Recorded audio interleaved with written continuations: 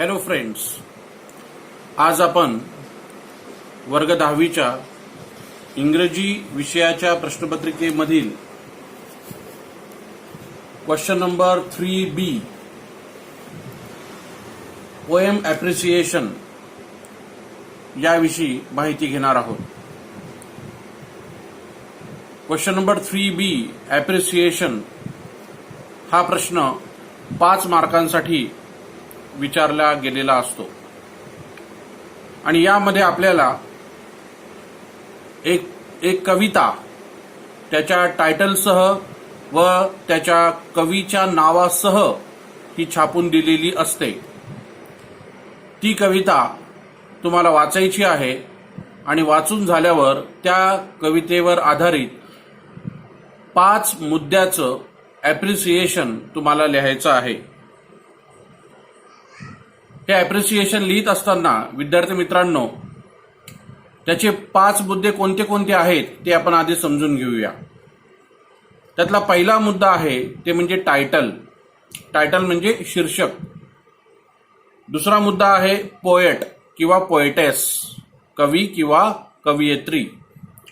तिसरा मुद्दा आहे राईम स्कीम. चौथा मुद्दा आहे फिगर ऑफ स्पीच आणि 5वा मुद्दा आहे थीम किंवा सेंट्रल आयडिया. या 5 मुद्द्यांचा आधार घेऊन तुम्हा सर्वांना ॲप्रिसिएशन अतिशय व्यवस्थितरित्या लिहायचं आहे. आता टायटल लिहित असताना टायटलला तुम्हाला अर्धा मार्क दिलेला आहे या परीक्षेमध्ये. त्याच्यानंतर पोएट किंवा पोएटेस याचं जर तुम्ही नाव लिहिलं तर त्याला सुद्धा अर्धा मार्क दिलेला आहे. राईम स्कीम जर तुम्ही व्यवस्थित लिहिली तर त्याचा तुम्हाला 1 मार्क निश्चित मिळेल. त्याच्यानंतर फिगर ऑफ स्पीच. आता एका कवितेमध्ये अनेक फिगर ऑफ स्पीच असतात. काही ठिकाणी 2, 3, 4 अशा अनेक फिगर ऑफ स्पीच असतात. पण प्रश्नपत्रिकेमध्ये तुम्हाला कोणतंही एक फिगर ऑफ स्पीच जरी तुम्ही लिहिलं तरी तुम्हाला 1 मार्क म्हणजे फिगर ऑफ स्पीच हा 1 मार्कासाठी आहे आणि कोणतंही एक फिगर ऑफ स्पीच तुम्ही लिहिणं अपेक्षित आहे. आणि शेवटचा 5वा मुद्दा आहे तो म्हणजे थीम किंवा सेंट्रल आयडिया म्हणजे मध्यवर्ती कल्पना. या कवितेमध्ये कवीनं काय सांगितलेलं आहे हे तुम्हाला एक साधारण 3 ते 4 ओळीमध्ये किंवा 5 ओळीमध्ये, जास्त मोठं लिहायचं नाही, जास्तीत जास्त एक 4-5 ओळीमध्ये तुम्ही तिथं लिहिणं अपेक्षित आहे. आणि या थीम किंवा सेंट्रल आयडियाला आहेत 2 गुण. म्हणजे टायटल अर्धा, त्याच्यानंतर पोएटला अर्धा मार्क, राईम स्कीमला 1, फिगर ऑफ स्पीचला 1 आणि थीम किंवा सेंट्रल आयडियाला 2 गुण आहेत. तर अशा पद्धतीने 5 मार्काचं हे विभाजन हे ॲप्रिसिएशन या क्वेश्चन नंबर 3B याचं प्रश्नपत्रिकेमध्ये असते. तर आज आपण सुरुवातीला जी पहिली कविता आहे 1.1 10वीच्या पुस्तकामधली पहिली कविता 1.1 अ टीनेजर्स प्रेयर या कवितेचं ॲप्रिसिएशन समजून घेणार आहोत.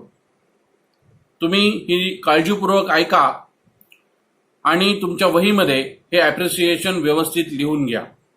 कोणत्याही स्पेलिंगची मिस्टेक न करता जर तुम्ही व्यवस्थितरित्या जर ॲप्रिसिएशन लिहिलं तर हा प्रश्न तुम्हाला 5 पैकी 5 गुण मिळवून देणारा आहे. या प्रश्नाच्या उत्तरामध्ये जर विद्यार्थी कोणतेही स्पेलिंग जर नाही चुकला किंवा त्याची वाक्यरचना जर बरोबर असेल तर त्याला 5 पैकी 5 गुण दिले जातात. त्यामुळे नीट काळजीपूर्वक ऐका आणि तुमच्या वहीमध्ये हे ॲप्रिसिएशन लिहून घ्या. त्याचा वारंवार सराव करा. एक ॲप्रिसिएशन घरी बऱ्याच वेळेला लिहून काढा. त्यातले जर काही नवीन शब्द असतील तर ते नवीन शब्दांचं स्पेलिंग परत परत लिहा. म्हणजे तुम्हाला याच्यामध्ये कोणतीही चूक होणार नाही आणि 5 पैकी 5 मार्क मिळतील. तर आपण बघूया अ टीनेजर्स प्रेयर ही पहिली कविता, त्याचं ॲप्रिसिएशन आता आपण बघणार आहोत. तर पहिला पॉइंट आहे तो म्हणजे टायटल. आता टायटलच्या पुढे तुम्हाला लिहायचं आहे the title of the poem is a teenagers prayer. आता खरं तर विद्यार्थी मित्रांनो, टायटलचा अर्धा मार्क तुमचा जायला नको. त्याचं कारण हे आहे ते म्हणजे ऑलरेडी तुमच्या मध्ये तुम्हाला टायटल दिलेलं असतं. ते फक्त टायटल तुम्हाला बघायचंय आणि लिहायचंय. तर पहिला मुद्दा आहे टायटल. त्याचं पुढे एक्सप्लेनेशन तुम्हाला असं लिहायचंय, the title of the poem is a teenagers prayer. दुसरा पॉइंट आहे poet. The poet of the poem is जे मॉर्स. आता खरं तर हा दुसरा पॉइंट सुद्धा पोएटचा जो अर्धा गुण आहे तो अर्धा गुण तुमचा जायला नको, कारण की तुमच्या प्रश्नपत्रिकेमध्ये कवितेच्या सर्वात खाली तुम्हाला पोएटचं किंवा पोएटेसचं नाव दिलेलं असतं. ते नाव तुम्ही बघायचंय आणि तुमच्या उत्तरपत्रिकेमध्ये लिहायचंय. त्यामुळे याचं सुद्धा स्पेलिंग चुकायचं नाही आणि व्यवस्थित लिहायचंय. तो दुसरा पॉइंट आहे poet. The poet of the poem is जे मॉर्स. तिसरा पॉइंट आहे राईम स्कीम. म्हणजे या कवितेची राईम स्कीम कशी आहे, या कवितेमध्ये म्हणजे यमक जुळवण्याची जी कार्यपद्धती आहे ती कशी आहे ती आपल्याला याच्यामध्ये लिहायची आहे. तर याचं एक्सप्लेनेशन तुम्ही असं लिहायचं आहे, the rhyme scheme of the poem is ABCB. ABCB लिहिताना प्रत्येक अक्षराच्या नंतर डॅश द्यायचा आहे. A-B-C- आणि परत B. ABCB. The rhyme scheme of the poem is ABCB. हे तुम्हाला पाठ करायचंय आणि लिहायचंय. त्याच्यानंतर आहे फिगर ऑफ स्पीच. चौथा पॉइंट आहे फिगर ऑफ स्पीच. आता मी तुम्हाला जसं सांगितलं की एका कवितेमध्ये अनेक फिगर ऑफ स्पीच असतात, परंतु कोणतेही एक फिगर ऑफ स्पीच जरी तुम्ही लिहिलं आणि त्याचं एक्झाम्पल जर लिहिलं तर तुम्हाला 1 मार्क मिळतो. खरं तर ज्या मुलांना थोडंसं अभ्यासाच्या बाबतीमध्ये, इंग्रजी विषयाच्या अभ्यासाच्या बाबतीमध्ये अडचणी आहेत, त्यांना अजून एक मी मार्ग सांगू इच्छितो. तर हे म्हणजे की तुम्ही उदाहरण जरी नाही लिहिलं तरी काही हरकत नाही, फक्त फिगर ऑफ स्पीचचं नाव जरी लिहिलं तरी तुम्हाला 1 मार्क आहे. परंतु ज्या विद्यार्थ्यांना अतिशय चांगले मार्क घ्यायचे आहेत इंग्रजी विषयामध्ये, म्हणजे 80 पैकी तुम्हाला 70च्या पुढे ज्यांना जायचं आहे, त्या मुलांनी मात्र फक्त म्हणजे फिगर ऑफ स्पीचचं फक्त नाव नाही लिहायचंय, तर त्याचं एक्झाम्पल पण लिहायचंय.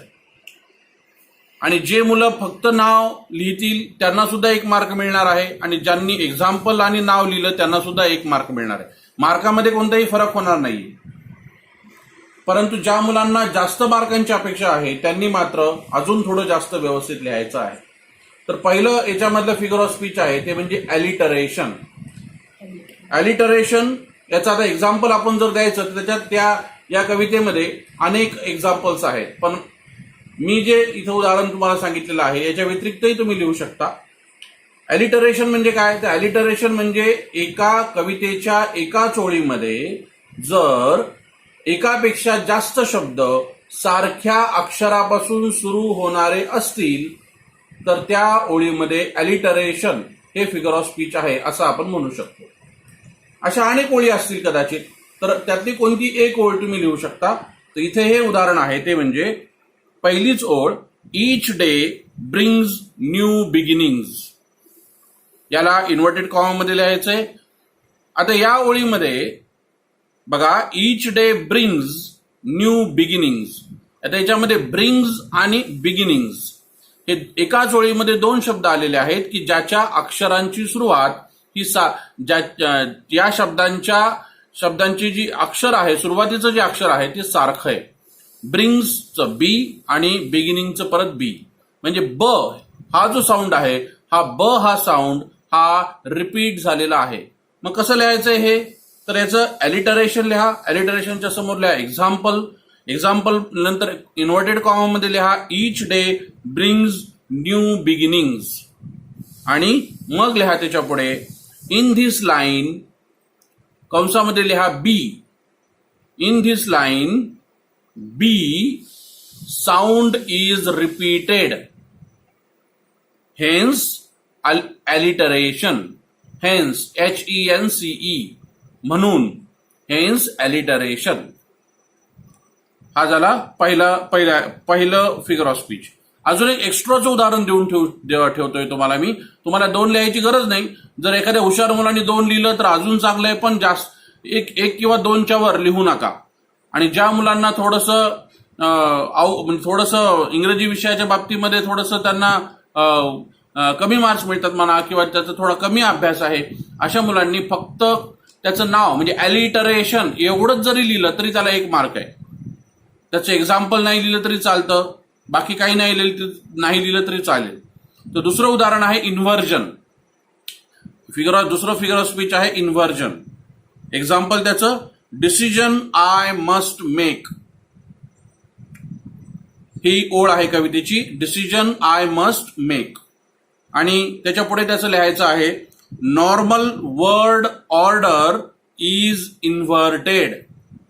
म्हणजे या ओळीमध्ये आता इन्व्हर्जन म्हणजे काय? ते इन्व्हर्जन म्हणजे इंग्रजी वाक्याची जी रचना आहे S+V+O हे फॉलो जर नाही केलं, या पद्धतीने जर ते वाक्य नसेल तर त्याला इन्व्हर्जन हे फिगर ऑफ स्पीच असं म्हटलं जातं. आणि म्हणून ही जी वर्ड ऑर्डर जी आहे, ज्याला आपण इंग्रजी वाक्यरचना म्हणतो, ती फॉलो नाही केलेली आहे. म्हणून त्याचं एक्सप्लेनेशन असं लिहायचं normal word order is inverted, hence inversion.